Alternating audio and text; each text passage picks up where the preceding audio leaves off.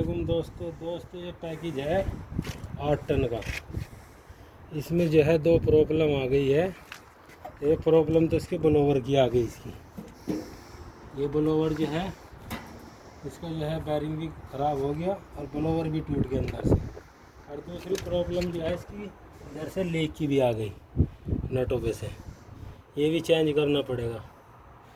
ऐसे ये 8 टन का जो है पैकेज है। इसको देखते हैं, इसको चेंज करेंगे। चेंज करने के बाद में इंशाल्लाह अच्छा हो जाएगा।